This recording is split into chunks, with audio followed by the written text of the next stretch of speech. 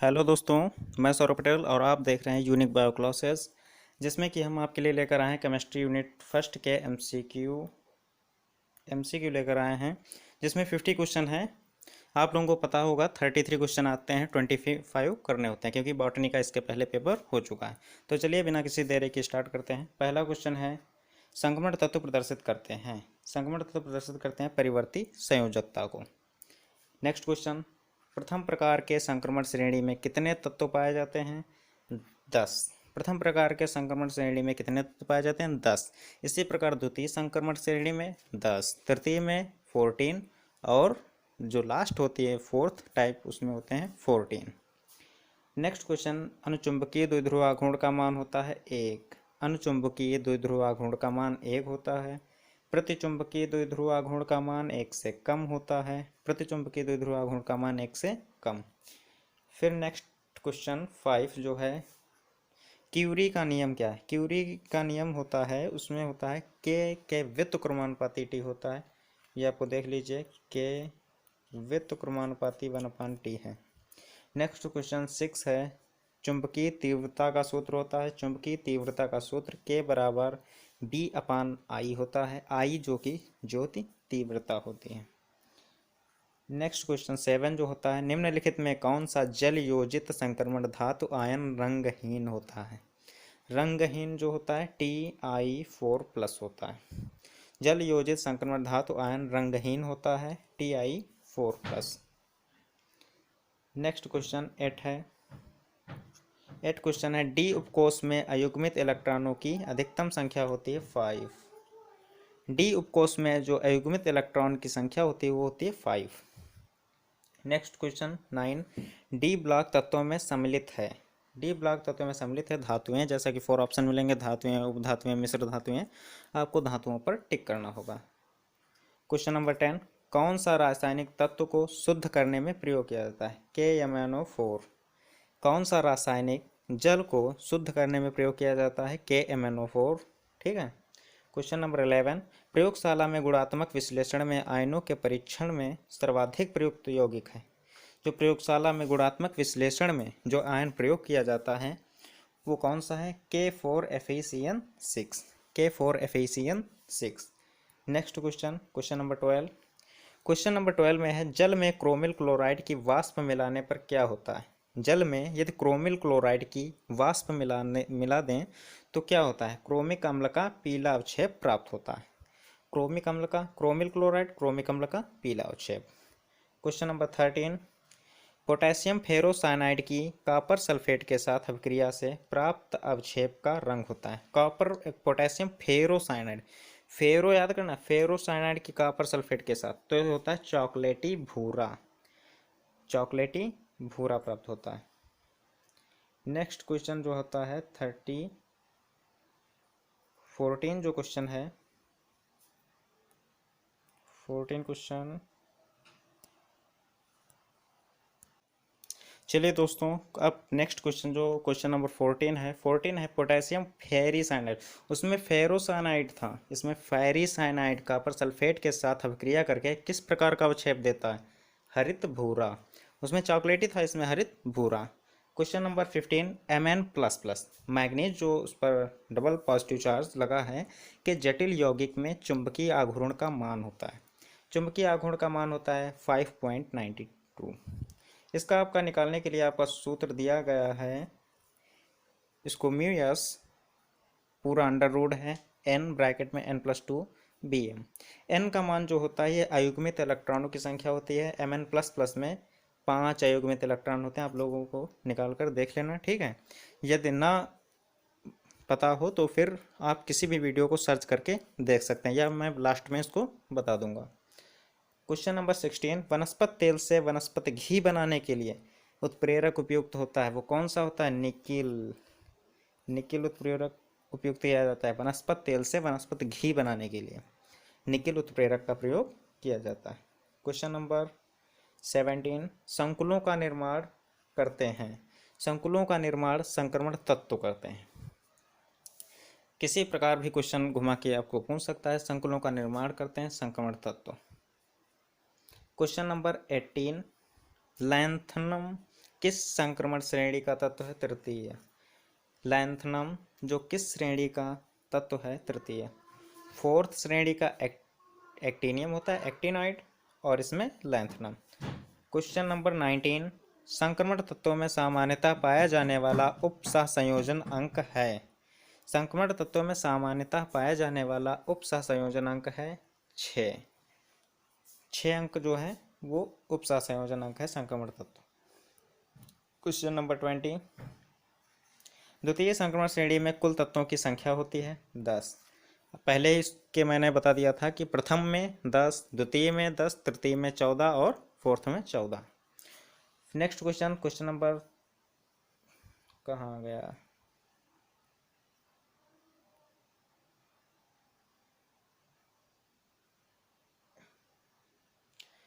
Question number 21।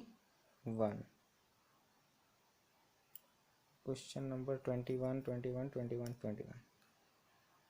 Question number जो 21 है, क्या थोड़ी टेक्निकल इश्यूज आ गई थी, तो चलिए ठीक हो गई। 21 जो है, 2 अयुग्मित इलेक्ट्रॉनों वाले आयन के चुंबकीय आघूर्ण का मान होता है 2.83 bm। ये उसी सूत्र से निकलेगा जो आपका पहले सूत्र था, 2.83 bm। किस धातु उपयोग विद्युत लेपन में नहीं करते हैं? Fe का जो प्रयोग है वो विद्युत लेपन में नहीं करते हैं। जब अभिकारक और उत्पादक दोनों अपनी इकाई सांद्रता में उपस्थित होते हैं तो इलेक्ट्रोड विभव को कहते हैं मानक इलेक्ट्रोड विभव। जब अभिकारक और उत्पादक दोनों अपनी इकाई सांद्रता से उपस्थित होते हैं तो इलेक्ट्रोड विभव कहलाता है मानक इलेक्ट्रोड विभव। क्वेश्चन नंबर 24 है, 1 फैराडे का मान जो कूलाम में होता है कितना होता है? 1 फैराडे का मान कूलाम में होता है 96,500। 96,500 फैराडे का मान जो होता है कूलाम में होता है। ध्यान में रखना, आ सकता है पेपर में। नेक्स्ट क्वेश्चन 25 जो है, डेल्टा जी नॉट, इसे मानक मुक्त ऊर्जा भी कहते हैं। डेल्टा जी नॉट को मानक मुक्त ऊर्जा के नाम से जाना जाता है। ये आपके 3rd यूनिट में है, लेकिन इसमें क्वेश्चन दिया हुआ था तो हमने इसमें माइनस कर दिया है। का मान होता है डेल्टा जी नॉट यानी मानक मुक्त ऊर्जा का मान होता है ऋणात्मक। उसमें दिया होगा धनात्मक, बहुत सारे ऑप्शन दिए होंगे, लेकिन आपको ऋणात्मक पे टिक करना होगा। क्वेश्चन नंबर जो 36 है, वैद्युत रासायनिक सेल का ऋणात्मक टर्मिनल किस मान से जाना जाता है? एनोड। आपको पता होगा ऋणात्मक टर्मिनल जो होता है एनोड के और धनात्मक कैथोड के। क्वेश्चन नंबर जो 27 है, गुरुत्वीय पृथक्करण विधि जो होती है का उपयोग किसके सांद्रण के लिए किया जाता है? ऑक्साइड अयस्क के। जब ऑक्साइड अयस्क का जब मिश्रण होता है तभी उसमें गुरुत्वीय पृथक्करण जो विधि होती है उसका प्रयोग किया जाता है। नेक्स्ट क्वेश्चन 28, अयस्क का निस्तापन किसके लिए किया जाता है? आपको पता होगा कि निस्तापन जो होता है केवल जल को या उसमें जो वाष्पशील नमी होती है उसका दूर करने के लिए निस्तापन विधि का प्रयोग किया जाता है। अयस्क का निस्तापन किसके लिए किया जाता है? वाष्पशील अवशोषियों को दूर करने के लिए। नेक्स्ट क्वेश्चन 29, कौन सी भट्टी सबसे उच्च ताप दे सकती है? वैद्युत भट्टी। कौन सी भट्टी सबसे उच्च ताप दे सकती है? वैद्युत भट्टी। क्वेश्चन नंबर 30, फेन प्लवन विधि द्वारा अयस्क का सांद्रण किया जाता है ओनली फॉर सल्फाइड अयस्क। सल्फाइड अयस्क की जब अशुद्धि होगी तभी क्या किया जाता है? फेन प्लवन विधि का प्रयोग किया जाता है। क्वेश्चन नंबर 31, धातु शोधन की सर्वोत्तम विधि है? धातु शोधन की सर्वोत्तम विधि है वैद्युत अपघटनी विधि। धातु शोधन की सर्वोत्तम विधि है वैद्युत अपघटनी विधि। क्वेश्चन नंबर 32, ई नॉट है का पीएच के सापेक्ष परिवर्तन दर्शाता है। इसको मानक इलेक्ट्रोड विभव के नाम से भी जानते हैं, पढ़ा होगा इसको शॉर्टकट में ई नॉट से पढ़े। का पीएच के सापेक्ष परिवर्तन दर्शाता है पोरबैक्स। इसमें डायग्राम बताए होंगे पोरबैक्स, लाइटिमियर, फ्रॉस्ट, उसमें आपका करेक्ट आंसर पोरबैक्स होगा। मानक इलेक्ट्रोड विभव पीएच के सापेक्ष परिवर्तन को दर्शाता है पोरबैक्स। नेक्स्ट क्वेश्चन 33, और इसी प्रकार लैटिमियर में होता है ऑक्सीकरण अवस्था और मानक इलेक्ट्रोड विभव के बीच लैटिमियर, और मानक इलेक्ट्रोड विभव पीएच के सापेक्ष पोरबैक्स। क्वेश्चन नंबर 33, संकुल आयन CrEn3 की जो 3+ में ethylene diamine EN ligand हैं द्विदंती, आपको ध्यान रखना होगा। द्विदंती एसिटिल एसीटोन किस प्रकार का लिगैंड है? द्विदंती। एसिटिल एसीटोन किस प्रकार का लिगैंड है? द्विदंती। क्वेश्चन नंबर 35, किस लिगैंड का होना चाहिए? किसी लिगैंड का होना चाहिए लिगैंड में एक परमाणु इलेक्ट्रॉन युग्मदाता। लिगैंड में एक परमाणु इलेक्ट्रॉन युग्मदाता। नेक्स्ट क्वेश्चन 36, लुईस अम्ल होते हैं, लुईस अम्ल होते हैं क्षारीय। लुईस अम्ल कैसे होते हैं? क्षारीय होते हैं। क्वेश्चन नंबर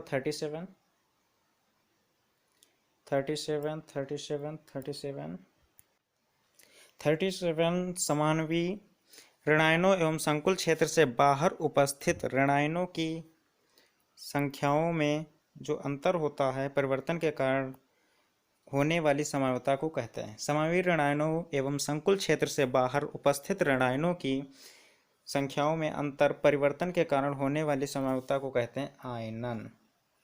आयनन समावता कहते हैं। चलिए नेक्स्ट क्वेश्चन 38। वीडियो में आज बहुत टेक्निकल इश्यूज आ रही हैं, इसको ठीक करना होगा। चलिए अगली वीडियो में इसकी जो मरम्मत कहते हैं वो कर दी जाएगी। नेक्स्ट क्वेश्चन तो 38 है, लैंथेनाइड तत्वों का सामान्य इलेक्ट्रॉनिक विन्यास होता है। लैंथेनाइड तत्वों का सामान्य इलेक्ट्रॉनिक विन्यास होता है, इसमें जीनॉन Xe4f 2 से 14 तत्व होते हैं लास्ट में, ये तो आपको बताया था कि उसमें 10 और इसमें 14 और 5D0R6S2। 4F से क्यों स्टार्ट है? क्योंकि इसको 4F एलिमेंट्स भी कहते हैं, क्योंकि ये 5D ऑर्बिटल को ना भर के किसको भरने लगता है? 4F को। तो आपको ये ध्यान में रखना होगा। Next question 39। दोस्तों अभी तक हमारे चैनल को यह सब्सक्राइब नहीं किया तो सब्सक्राइब कर लीजिए, क्योंकि ऐसे ही जो मोस्ट इंपॉर्टेंट क्वेश्चन है आपके पास आते रहेंगे। शेयर कर दीजिए, जो और भी भाई बहन हैं उनके पास पहुंच जाए। तो चलिए दोस्तों आगे बढ़ते हैं। क्वेश्चन नंबर 39, लैंथेनाइड तत्वों में अतिरिक्त इलेक्ट्रॉन किस कक्षक में भरा जाता है? लैंथेनाइड तत्वों में अतिरिक्त इलेक्ट्रॉन किस कक्षक में भरा जाता है? 4F elements. 4F एलिमेंट्स में लैंथेनाइड तत्वों में अतिरिक्त इलेक्ट्रॉन किस कक्षक में भरा जाता है? 4F। अभी हमने बताया था कि ये 5D को ना भर के 4F को भरने लगते हैं। क्वेश्चन नंबर जो है 40, क्वेश्चन नंबर 40 जो है, ये लैंथेनाइडों को लैंथनन और अन्य किस नाम से जाना जाता है? लैंथेनाइड को लैंथनन और किस नाम से जाना जाता है? अंतर संक्रमण और दुर्लभ मृदा तत्व। इन्हें दुर्लभ मृदा तत्व भी कहते हैं, अंतर संक्रमण भी कहते हैं लैंथेनाइड को। नेक्स्ट क्वेश्चन जो है 41, एक्टिनाइडों का सामान्य इलेक्ट्रॉनिक विन्यास है। एक्टिनाइड जो तत्व हैं उनका सामान्य इलेक्ट्रॉनिक विन्यास है RnF 5F 2 से 14 6D6 और 7S2। और जो एक्टिनाइड तत्व लैंथेनाइड तो थर्ड टाइप ट्रांजिशन एलिमेंट के हैं, 4F को भरना प्रारंभ कर देते हैं। और ये एक्टिनाइड जो हैं ये फोर्थ टाइप एलिमेंट्स जो हैं ये 6D जो है उसको ना भर के 5F को भरना प्रारंभ कर देते हैं। इन्हें 5F एलिमेंट्स भी कहा जाता है, नए नाम से भी पूछ सकता है। नेक्स्ट क्वेश्चन 42, यूरेनियम के बाद के तत्वों को कहते हैं परा एक्टिनाइड तत्व या परा यूरेनियम तत्व। ठीक है, परा यूरेनियम तत्व। नेक्स्ट क्वेश्चन जो 33 है, 33 जो क्वेश्चन है, एक्टिनाइडों की सर्वाधिक सामान्य ऑक्सीकरण अवस्था होती है। एक्टिनाइड तत्व जो होते हैं उनकी जो सर्वाधिक सामान्य ऑक्सीकरण अवस्था होती है +3 होती है, वैसे इसकी और भी बढ़ जाती है +7 तक, लेकिन जो सामान्य ऑक्सीकरण स्टेज होती है वो होती है +3। नेक्स्ट क्वेश्चन 44, प्रोटॉन त्यागने की प्रबल प्रवृत्ति वाले विलायक को कहते हैं प्रोटॉन दाता विलायक। प्रोटॉन त्यागने की प्रबल प्रवृत्ति, जो प्रोटॉन को त्याग देते हैं उन विलायकों को कहते हैं प्रोटॉन दाता विलायक। क्वेश्चन नंबर 45, दुर्बल अम्ल का संयुग्मी क्षार कौन सा पदार्थ होता है? प्रबल क्षार। दुर्बल अम्ल का संयुग्मी क्षार कौन सा पदार्थ होता है? प्रबल क्षार। क्वेश्चन नंबर 46 में होता है HX का संयुग्मी अम्ल है। HX का संयुग्मी अम्ल है, इसमें हो जाएगा H2X। आपको संयुग्मी अम्ल संयुग्मी क्षार बताया होगा।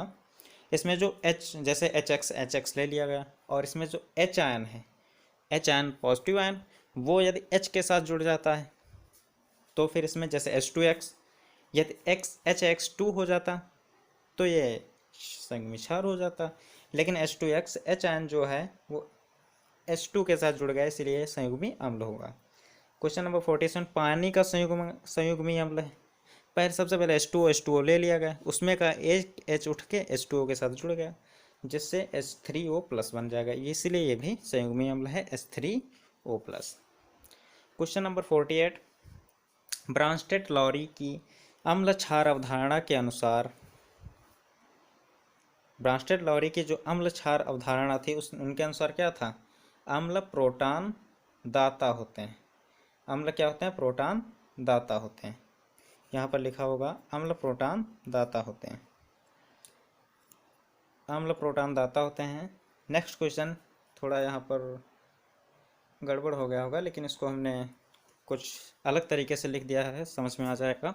यह अवधारणा, ये नेक्स्ट क्वेश्चन है 49, यह अवधारणा, यह को छोड़ दीजिए, इसमें जो अवधारणा जलीय विलायकों पर लागू होती, जलीय विलायकों पर लागू होती है, किसने दी थी? आर्हीनियस ने। आर्हीनियस ने बताया था कि जो जल में घुल जाते हैं आसानी से, H आयन दे देते हैं या OH आयन दे देते हैं, उसमें इन्होंने अम्ल क्षार को डिफरेंट टाइप में बांट दिया था। तो इसीलिए इनके जो, यानी जल में घोलकर सारे आयनों को इन्होंने प्रदर्शित किया था जो अम्ल हैं, क्षार हैं। इसीलिए इनके जो अवधारणा थी आर्हीनियस अवधारणा, उसके अनुसार जलीय विलायकों पर लागू होती है। नेक्स्ट क्वेश्चन जो 50 है, सभी ऋणात्मक आयन होते हैं लुईस क्षार। सभी ऋणात्मक आयन लुईस क्षार होते हैं।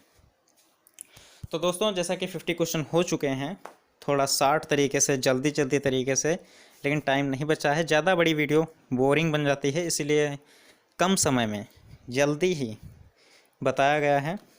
तो दोस्तों जैसा कि आप लोगों को वीडियो अच्छी लगी हो, या इसमें जो क्वेश्चन हैं जो आपके मनपसंद हों या समझने वाले या पेपर में आएंगे, हमारे हिसाब से तो आने चाहिए 20, 22, 25 करने ही 33 में। तो फिर दोस्तों दबा के शेयर करिए और लाइक करिए, कमेंट करिए, और अपने भाइयों बहनों या दोस्तों आदि के पास सभी लोगों को पहुंचा दीजिए, क्योंकि केमिस्ट्री का पेपर जो 24 को लगा हुआ है, 33 को जूलॉजी का। तो दोस्तों best of luck, I hope सभी के अच्छे पेपर हों।